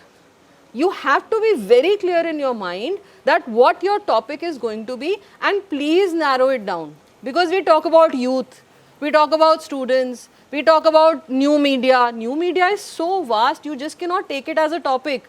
You have to identify which aspect of new media you want to talk about in your research.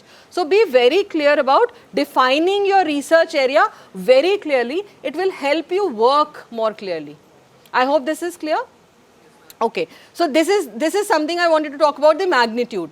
Reduce the magnitude, reduce the area, and then you will be able to work in a better way. It has to be relevant. कोई 50 साल पहले कोई चीज़ हुई उसको आज करने की हमें ज़रूरत नहीं है until unless you are interested in historical research. Try to do some research which is more relevant, which gives you some answers to the current situation, because everybody would be interested in reading it. Next is availability of data, which I already told you, and do develop a theoretical framework. If there are any theories which have been given in the past which relates to your work, try to incorporate them in your study, because that will guide you through in your research work. If somebody has already established a particular fact through a particular story, then while working on your research, if you have that theoretical concept, you will be able to identify the process of undergoing your research or doing your research. So that will help you a lot. And one more important thing, whatever topic you decide, there is a functional definition of everything, which means, for example, students. So in your thesis, in your research project, you must mention that what does student refer to in your topic, which is the age group that you are considering, right? Are we referring to, as I said, undergraduate and postgraduates, or we are talking about school students?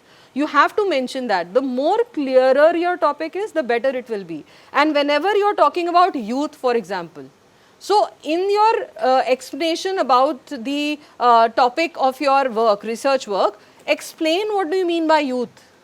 Kaun sa youth? Which age group of youth are you referring to, and why that particular age group? For example, new media and youth. So obviously we are talking about, you know, younger generation and in a particular age group. So you have to specify that. Okay. Now this is the last part of it.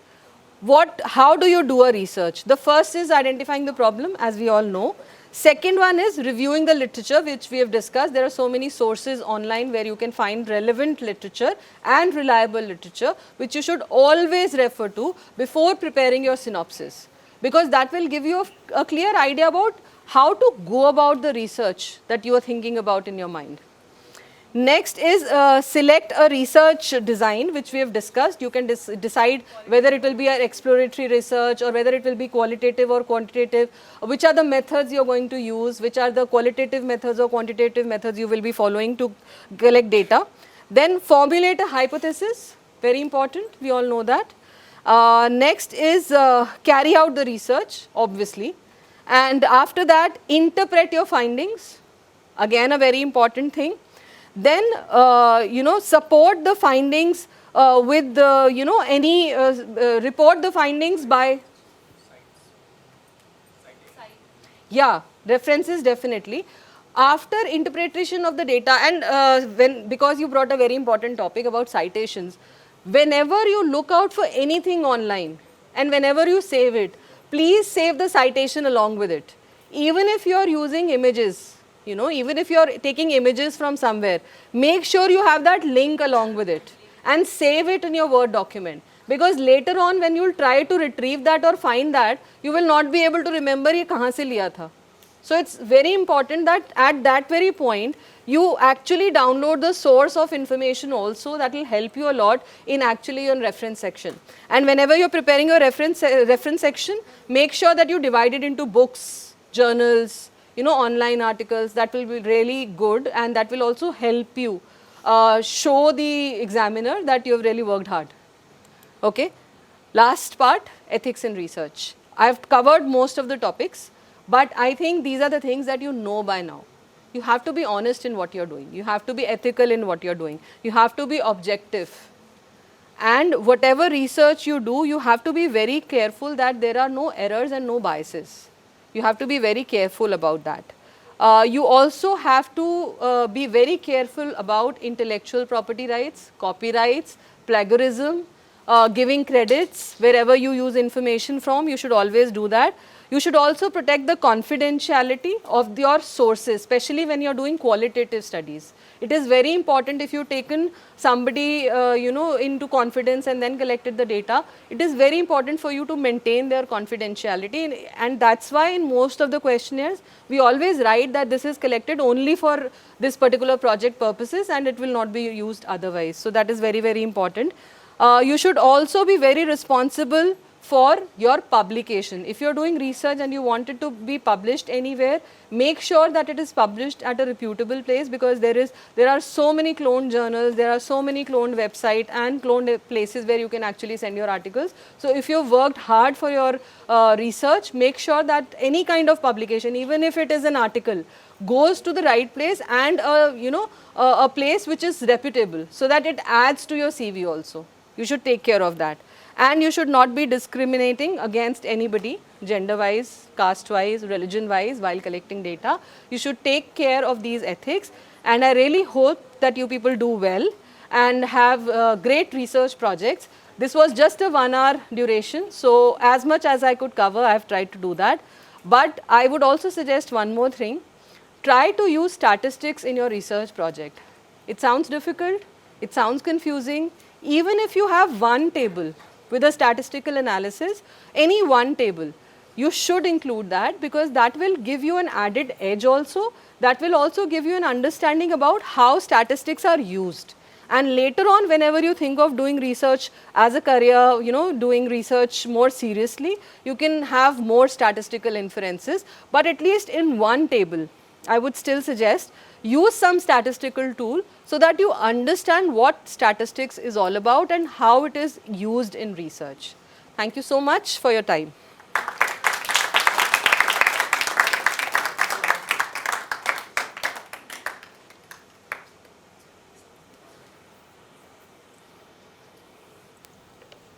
Okay, anyone has any question? Sawal, ma'am ke liye? Yeah. Hello ma'am, my name is Vinayak Yadav, and I've been writing research papers on topic like right to information and press freedom.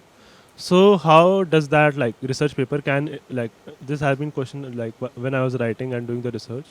How does that affect at the ground reality? How does the research paper?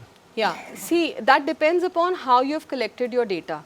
If you have collected your data from journalists, from editors, and you have compiled the data, and if you have a sufficient number to support your findings and recommendations, then definitely you can submit it to the editorial departments of the different newspapers also, or the bodies that govern the newspapers in India.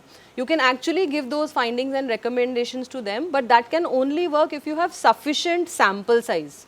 In research, sample size is very important. You talk to 10 people and you draw certain inferences, you cannot say that it applies to the entire population. So you have to be very sure about the sample size that you've taken. So in case if you've talked to sufficient number of people, collected data from sufficient number of journalists, and you think you can draw inferences and make some recommendations, you can definitely do that. And you can even send it to Press Council of India if you think they are worth it. Yeah. Hi ma'am, so my question is I have done a research, it's not completed yet, I have just started, and it is on a platform that is a regional radio on an online platform. So the people outside the India or outside the region can also be connected through their roots. So I was analyzing the impact of it in preserving the culture. So, what will be the? I have done the case study, but it's not enough, yes, because it will not show the impact. So, what will be the great method or perfect method to analyze that? Maybe the How have you done it currently? How have you collected data? How have you tried to analyze impact? Okay, so I have. Before you go ahead, please make sure that the word impact is very powerful. Do not use it just like that. You can use effects. Effect is something which is short term, but impact is something which changes the face of things. So if you're using that term, you have to be very sure that there has to be some impact of it. Otherwise, you can just change it to effects. So, I've, the case studies like their programs, the way they are promoting the cultural, the artists, the local artists they're using, the local entrepreneurs they are promoting through their ads or their stories they are narrating. So, But I've how done far that. is their reach? You have to get a feedback from the people who are listening to it So, also. I have analyzed the feedback they have telecasted or broadcasted on their So channels. that is more But like a content analysis. yeah, You know, you've actually analyzed their content. So I what was. you can see is that, what you can say is that they are trying to promote the culture. But whether that promotion is actually happening, for that you will have to have some feedback from the listeners. So if you cannot reach out to the international listeners, however, through Google Forms you can reach them also nowadays. If they have some record through which they can give you details about their listeners, try to reach them, because only then your research will be complete. Currently, it's more like an applied research that you're doing something for the organization itself. You can probably tell them how they can improve upon it. You know, if you see certain gaps, that these are the programs which are not being shown, or maybe what you can do is you can compare this with any other platform which is airing such kind of programs. The issue is that that's the only platform of that kind right now that is promoting regional in the online platform. No, I don't think so. There are so many other. Radio, in radio. Okay, There but is no one in radio. yeah, but in radio also, I think there are so many other states which have such kind of radio platforms where through which they are trying to promote culture. Maybe to not that extent that your radio platform is doing, but a comparative analysis will somehow complete your research. You know, either you need to include feedbacks. If you find that is difficult, you can do a comparative analysis and identify the gaps, you know, probably that your channel is doing better and the other one is not. Then also you can give some kind of inferences, then also you can give some kind of suggestions. Alright. Thank you. So there has to be a two-way. This research is helpful only for the organization currently.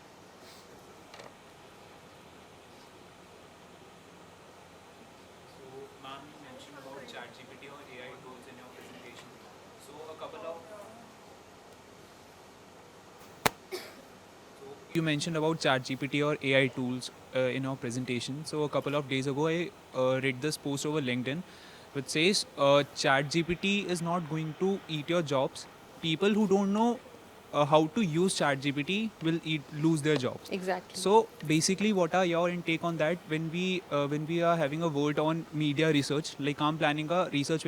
I haven't prepared anything. There's no research on it, but I have planned a research paper on Khalistan.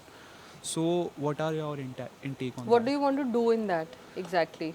I just want to present facts over rumors. Okay. Like if facts are not clear, basically the actual information which should be come in front of the government, in front of people, are not there. So how will you find these facts? It's not prepared. Like as Yeah. I said. So as So- I already told you that whenever you're thinking about a topic, you have to actually have some process of doing it also. Whenever you finalize your topic, you do keep that in mind, that how will you get those facts, and will that facts be from any reliable source that you can refer to in your research. If you get some reliable source to give you the facts, then definitely you can do a research about it.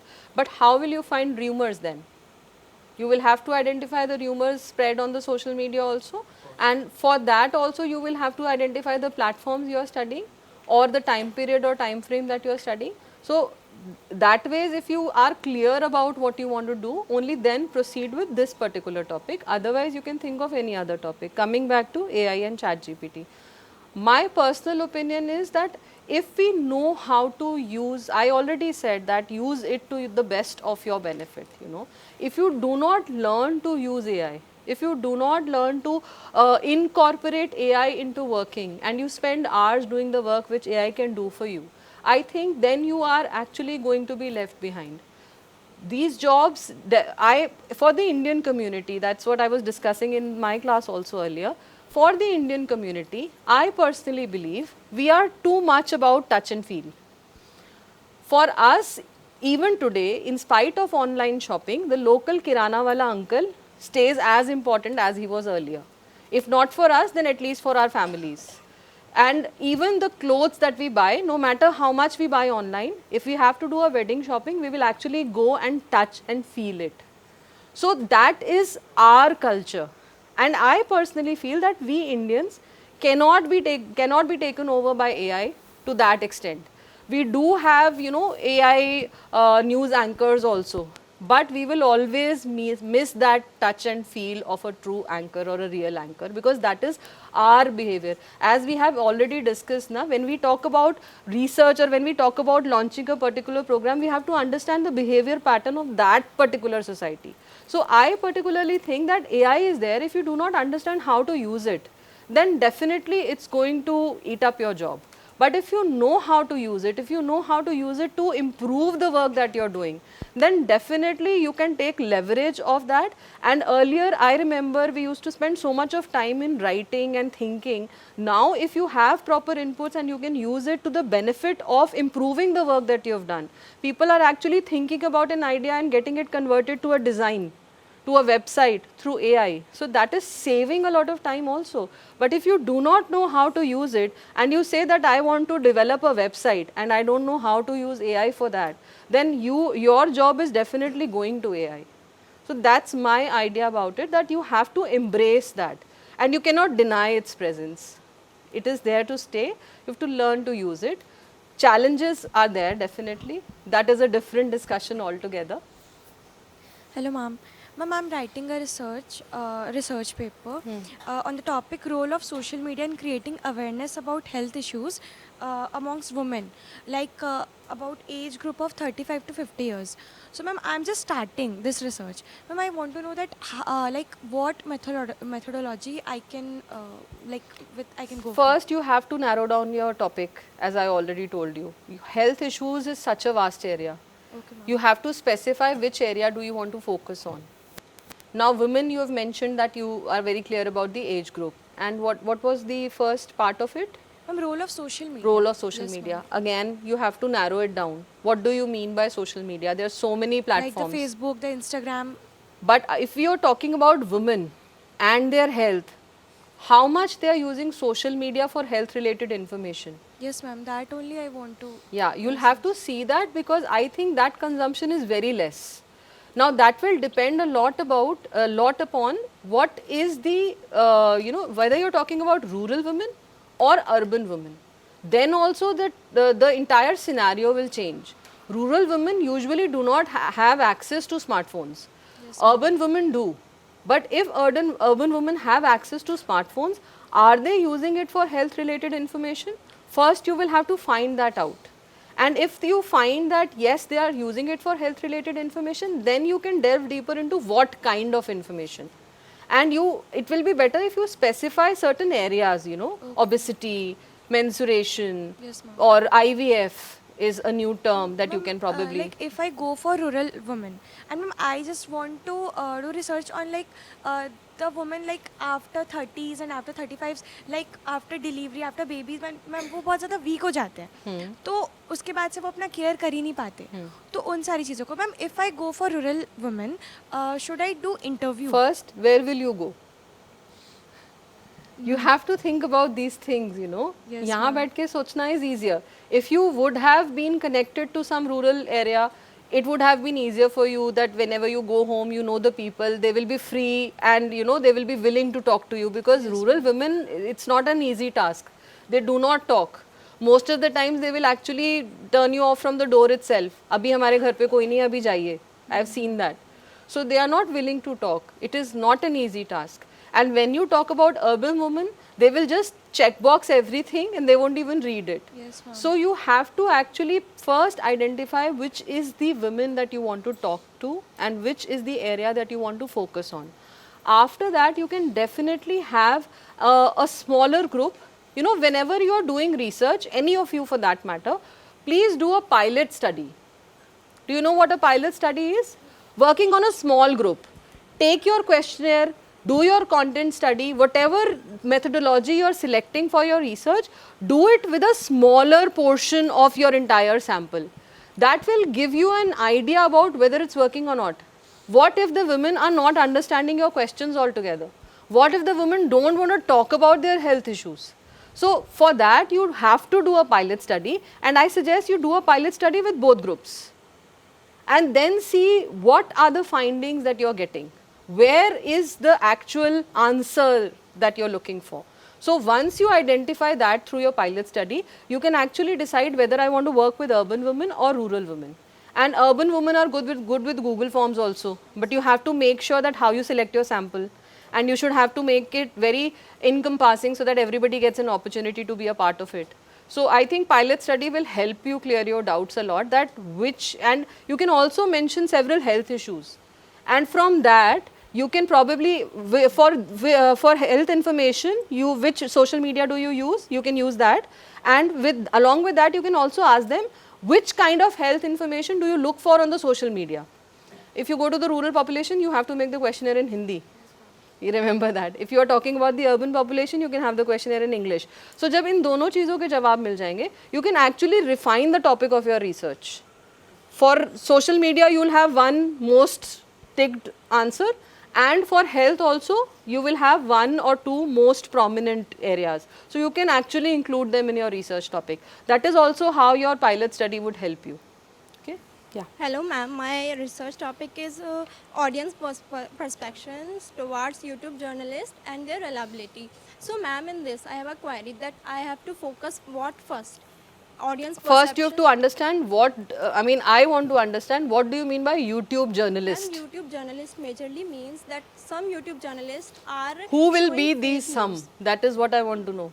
ये some कौन से हैं? इनको कैसे identify करोगे? Ma'am, some small YouTube channel like जिनकी अभी इतनी reach है नहीं as comparison to big news channel. So some they are showing more fake news.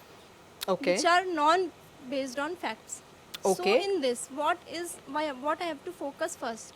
The audience perceptions towards them or the YouTube journalist fake news? See, if it is a small channel, Yes, if it does not has too many subscribers, then its impact on fake news isn't much.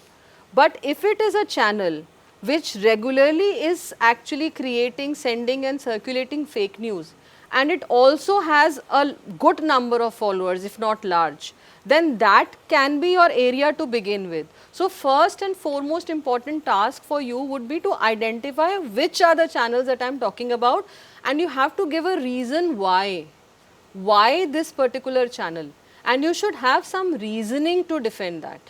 And once you get that, then in their comments, you will have to analyze through their comments whether the people are actually believing those stories, how much time that particular fake news was recirculated by the users.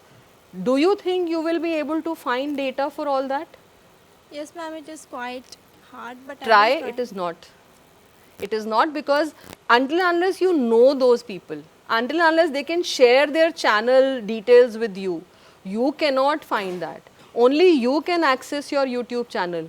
Only you can see how many people shared it, how many people stayed online, and how many people watched it for how long. Only you have access to that. So, will those people share those details with you? You have to think about that.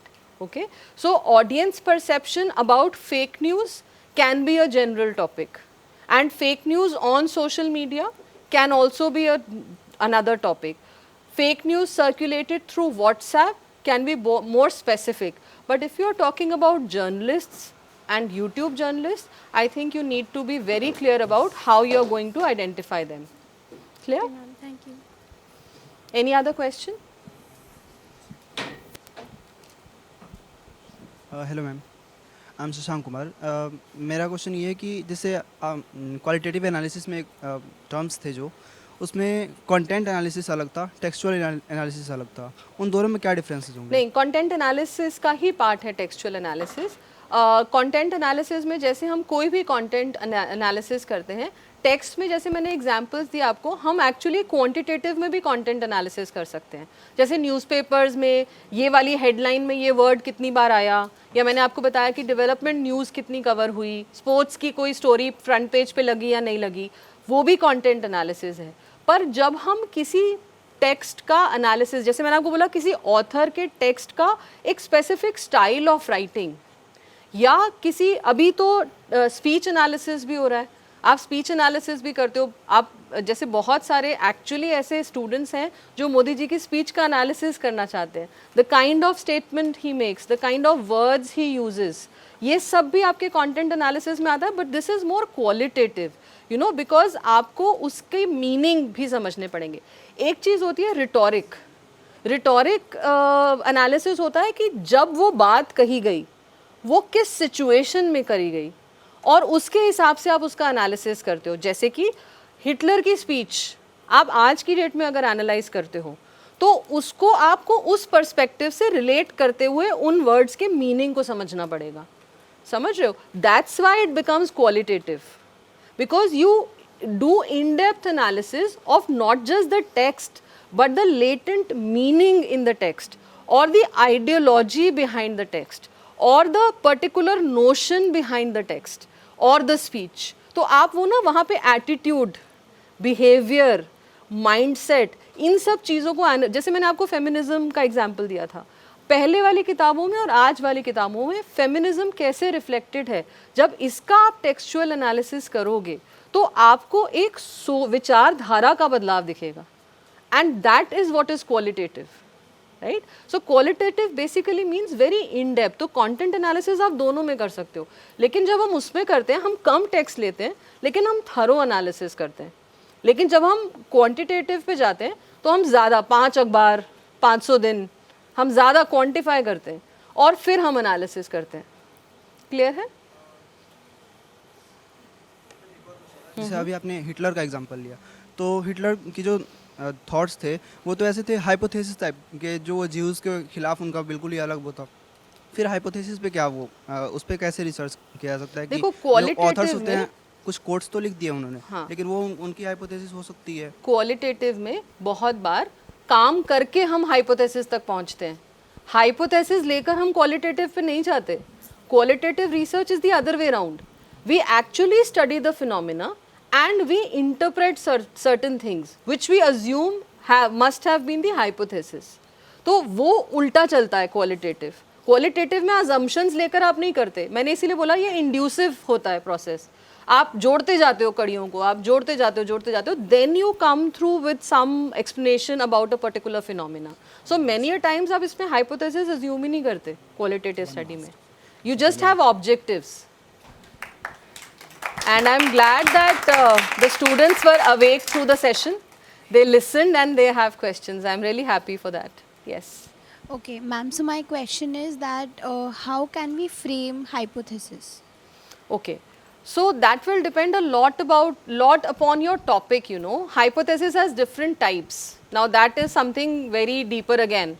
But the basic difference that I can tell you, that you can have a null hypothesis, or you know, you can have alternate hypothesis. In null hypothesis we usually assume that two things do not have any relation to each other, and in alternative hypothesis we assume that they are related to each other.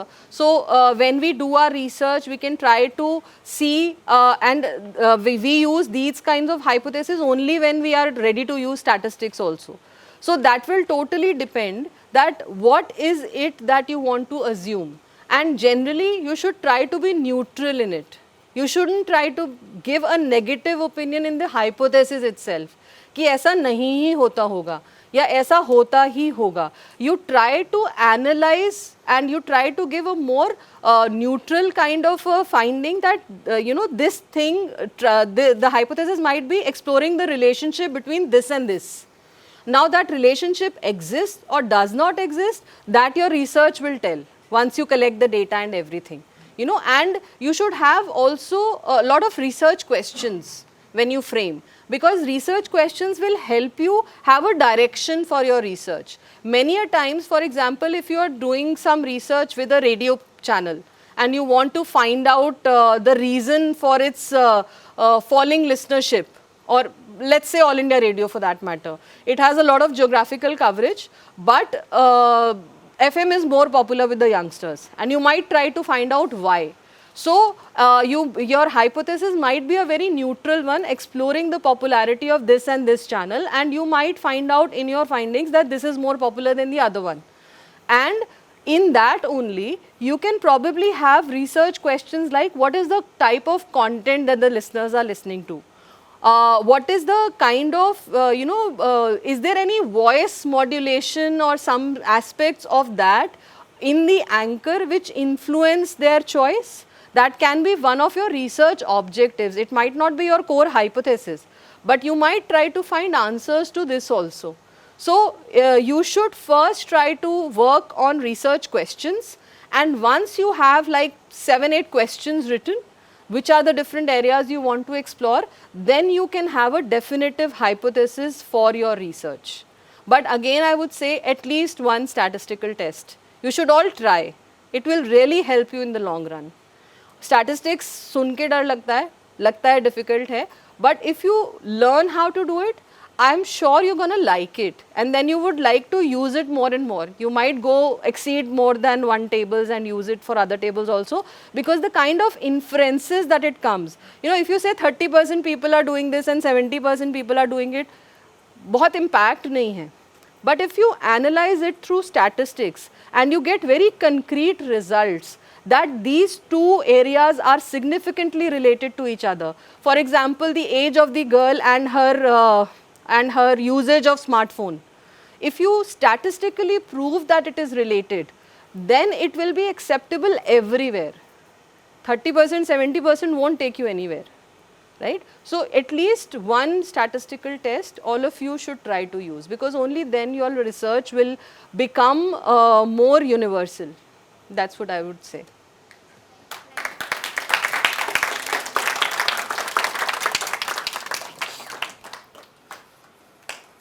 Thank you very much, ma'am. It was a very insightful session, and talking about so many things within such a short span of time is definitely very challenging. And I'm so happy to see the students respond. And I think after a very long time, I've seen that there was shortage of time, and there were more number of people who were keen to ask questions. So it leaves us with another topic for research, that what makes you people interested.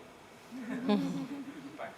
Thank you very much, ma'am. I would now like to request Professor Dr. Susmita Bala, ma'am, to deliver the vote of thanks and give the final concluding remarks and bring this beautiful session to the conclusion.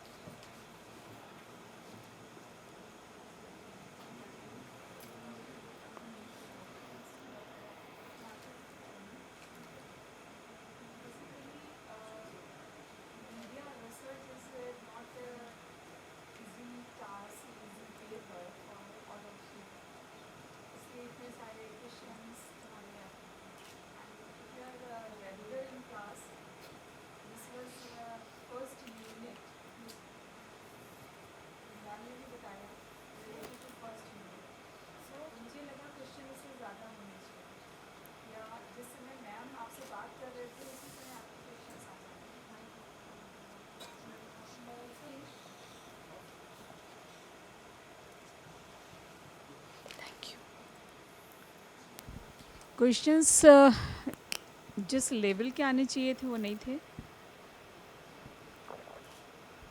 Ma'am 2 hours के लिए थी आपके साथ, आपकी बहुत सारी queries हो सकती थी.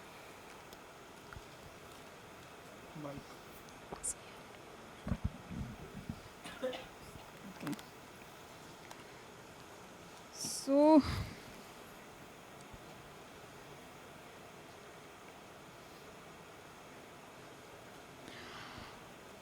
In research, continuous research to knowledge, as ma'am said, reconstruction of facts that you know better.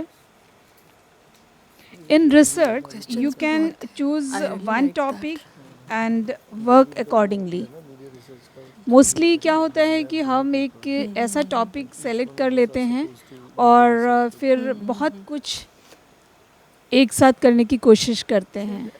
So, specify your topic, research project में statistics focus on your topic, then work on that. इस stage पे नहीं करते हैं तो अभी मैं सुन रही थी कि आप यूट्यूब की बात कर रहे हैं, सोशल मीडिया की बात कर रहे हैं. तो सोशल मीडिया मीन्स व्हाट? जो है जैसे काई स्क्वायर हो गया, नोवा हो गया, जो बेसिक है, प्लेटफॉर्म.